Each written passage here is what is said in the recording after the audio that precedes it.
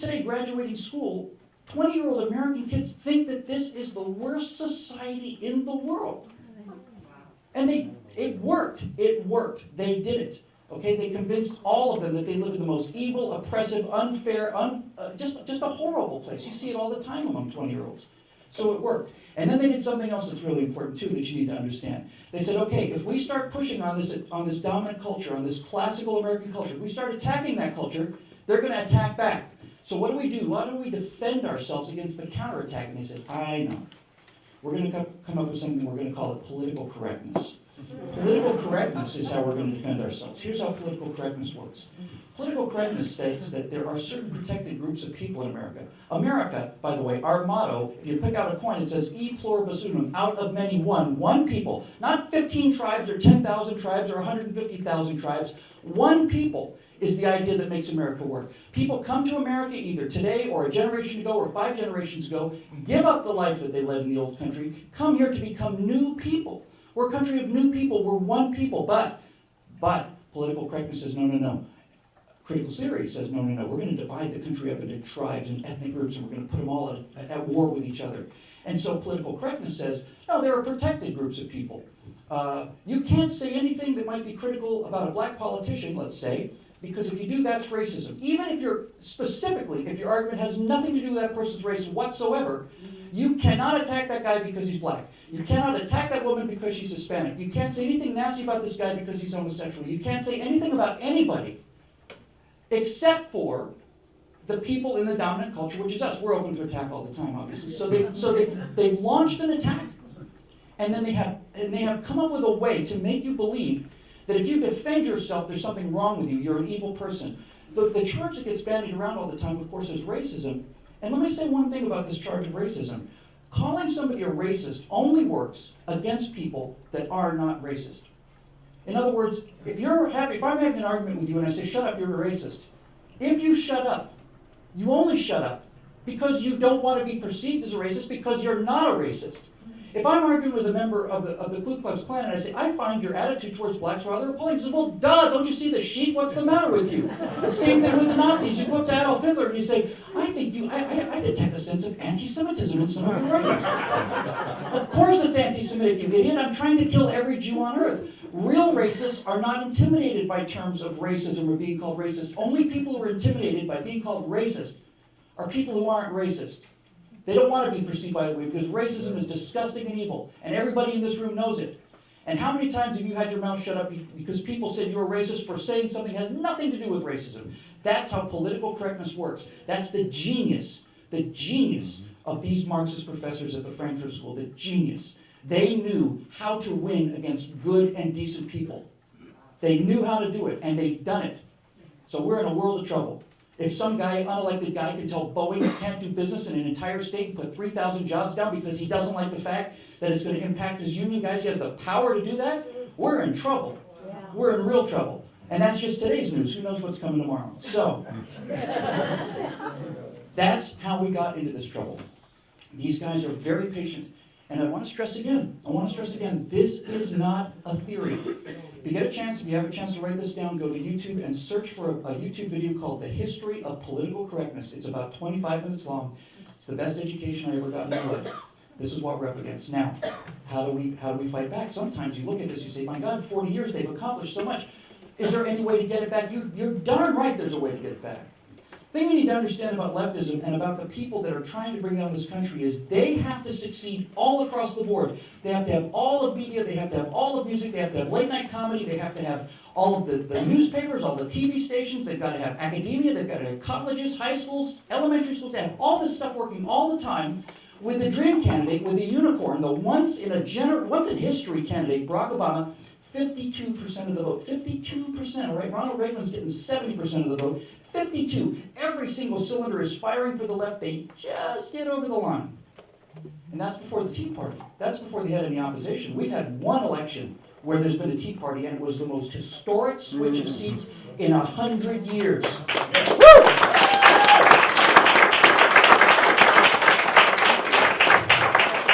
So here's why I'm here. I love speaking to you people. It makes me happy. It fills me with joy to come and see people who care about their country and who care enough to take their night out. And somebody said something to me once at a Tea Party rally. They said, hey, can you come speak to my group? Can you come talk to us? I'll talk to anybody. But what I realized was, why I'm here is, I'm not here to make connections so I can come and speak at your groups. My goal ultimately should be able to give you guys enough information so that you can go out and speak at these groups, and then you can give enough people enough information so that they can go out. That's viral, that's how it works. So I want to talk a little bit about what we believe. Because if you ask everybody in the room here, you would never find the same exact group. I mean, ultimately everybody is a political party of one, right? There's nobody in the world who has exactly my same political beliefs. But I bet you if you ask people in the room, what do you believe? You get answers like, well, I believe in America, I believe in free enterprise, I believe in a bunch of things, but we've got to be clearer on that because this is a product that we have to resell to the Americans. It's a product that they've had and enjoyed for 250 years. It's not like some new mystery product they've never tried before. We have to go back and resell them on these traditional American ideas. So I came up with about 7. I tried to keep it as small as possible. You might come up with 3 or 7 or 9 or 15 or whatever. I came up with 7.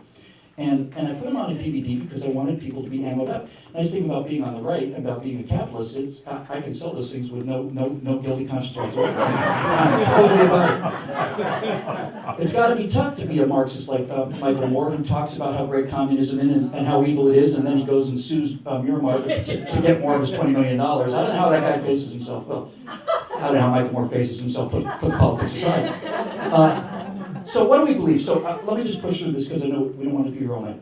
I identified 7 different things that we believe, and I'm going to throw them out there for you and tell you why I think they're important, and then we can talk about them in a quick Q&A afterwards. I think the first thing that Tea Party conservatives believe in is the idea of free enterprise and small government.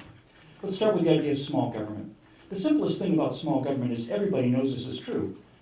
The smaller the government, the bigger the individual. The bigger the government, the smaller the individual. Thomas Jefferson said that any government strong enough to give you everything you want is powerful enough to take everything you have. Everybody knows this is true. Everybody knows this is true.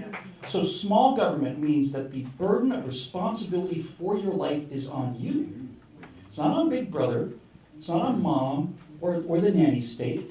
I don't use this term loosely, but if the people who are in favor of this all-possessing government, whose idea of people is people who need to be fed, clothed, housed, given jobs, told when to get up, told when to go to bed, given transportation, moved around. You know, there's a word for people like that, and that word is slaves. That's what you do with slaves. Slaves have been given everything. They're given the bare bone minimum of everything. They're not given a dime or a drop or a grain more than they need to survive. And then they get up and do what the government tells them to do, or the owners tell them what to do. No, free people should be allowed to make their own decisions, and if you have freedom, you have to give up responsibility, you have to give up security, rather. Security and freedom are in balance with each other. The more security you have, the less freedom. The more freedom, the less security. That's the equation. The reason America is unique was that it was a country founded on the idea of equality of opportunity. That means that everybody starts at the same line. The faster runners will run faster, the slower runners will run slower, but as long as everybody starts at the same line, and it hasn't always been that way, by the way, America has not always given everybody a fair start. Blacks didn't have a fair start for a long time in our country's history, neither did women. But those days are behind us now, right? You have a legal right to a fair start in this country, and as long as the starting line is the same, people will finish differently because everybody runs at a slightly different speed. What the liberals want is they want a different kind of equality. They want equality of result. They want a government that's big enough to make sure that everybody crosses the finish line at the same time, that everybody's equal, everybody makes the same amount of money, everybody has the same size house, everybody drives the same kind of car, except of course for the ruling elites. Those people will still fly their private jets. They'll tell you not to fly your jets. They'll fly private jets to seminars to say how awful it is to fly on private jets. But by and large, what they believe in is equality of result, which means that everybody has to cross the line at the same time. And that would be a swell idea if that meant that everybody in the race ran as fast as the fastest person, but that's not what it means. You can't run faster than the fastest that you can run. Which means that if you have a socialist world where the equality of result, where everybody crosses the line at the same time, means everybody has to move at the pace of the slowest person in the field. That's not fair, and that's not just either. It's not moral, it's not right, it's not fair. It's not fair to say to a doctor who spent 8 years of his life studying when everybody else is out partying and accrued $250,000 in debt. It's not fair to say to that man, you're going to make the same amount of money as the guy who's been smoking joints out back of the 7-Eleven. That's not fair. That's not equality. You need a big government to enforce that kind of equality, and we're not in favor of that. We like small government. And the other side of small government is private enterprise. I can make this part very brief. We believe in private enterprise because if we don't like the way we're being treated by a company, we'll go to another company. If a company's treating its customers badly, there is in the wings waiting, somebody is going to come out and make a ton of money. Yep. If there was a way to go to a private DMV, no one would go. And by the way, the government decrees by law that you can't run your own private DMV because if you could, you would. You'd go down to Johnny's DMV service, you'd wait 3 minutes, you'd get a big smile on your face, you'd pay an extra $10 because Johnny's doing the work for you. You'd come out happy, Johnny, come out happy. The only people who aren't happy are the public sector unions who are working out of the DMV who do 4 people an hour, right? So private enterprise means that if you don't like the way a company's treating you, you can go to another company. If you don't like the way the government treats you, you don't get to go to another government. So that's the first thing we believe, private sector. The second thing we believe is conservatives are naturally suspicious of elitism. This one's a little tougher for some people to understand. A lot of people think, well, if you got a bunch of really smart people in the room, wouldn't they be able to come up with better decisions? I mean, if we pick the brightest people in the world and let them run things, wouldn't that be better for everybody? 2 problems with this. First of all, in the history of government, the brightest people in the world have never been in the government, ever. Ever. And not the second brightest either, or the third brightest. Governments, especially Washington, are the 4th stringers. They're the junior varsity team. But there's an easier way to understand this. An elitist thinks that a guy who has a Harvard education, sitting in a room in Washington, knows more about running the gas station than the guy that runs the gas station. He thinks that sitting in Washington, he is better able to judge what to charge for a lube job, how much it should cost to replace a tire. They really believe this. They really do. They think that because they have a Harvard degree, they're smarter than the guy that actually runs the farm. These people who are making these decisions in Washington have never been on a farm in their lives, but they know more about farming than the farmer does. Just ask them. They have a Harvard degree in agriculture. And so this elitist idea of the piece of paper, right? I've studied agriculture, so I know a lot more about farming than you do who's a 4th-generation farmer. This is what they believe. That's an idiotic idea. Elitists tell themselves that they're brilliant and that they're smarter than everybody else, but they're not. They're stupider. Here's a good way to think about elitism. Let's imagine that you're dealing with a computer that's processing data, and let's say we take the 10 smartest people in the country, and we put them in a room in Washington, and we tell them to plan the economy. Let's say these people are half again smarter. Let's say they have an IQ of 150, and there's 10 of them in a room. That's a lot of smart people, right? First of all, those 10 smart people will not agree on what to do. That's number 1. But number 2, and much more importantly, elitists think that they will be able to figure out better than your lives than you do, but there are no 10 processors in the world that are faster than 300 million processors that are individually processing the data that's right next to them. There's no way. There's no way. Elitism is a failure of intelligence. And the smartest people in the world believe it, which means that they're idiots. So don't let them pull that Harvard MBA thing or command economy thing. It's just not true. The third thing we believe in, and I think this is the most important one, is conservatives believe in wealth creation. You need to understand this in your bones. In your bones. If there is a limited pot of money, if wealth is a zero-sum game, that is true. Rich people are villains. Because the guy who has a Learjet has taken all of the resources from all these other people, and that's why they're poorer. If there's a limited pot of money, if there's a monopoly bank, right? And certain people are pulling lots and lots of hundreds and other people have less, then yes, then rich people, businessmen are indeed villains, and yes, we need to redistribute this wealth because what right do they have to do that?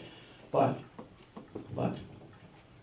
if wealth can be generated out of thin air, if I take a $5 legal pad and a pen and write a screenplay or a book or a sonnet that sells for $1 million, I've created wealth out of thin air. And if wealth can't be generated out of thin air, why does LA look like it does now when 100 years ago it was 2 shacks and a donkey? Where did that wealth come from? Where did it come from? The richest people in the world 100 years ago at the time of the Civil War drove in ox carts.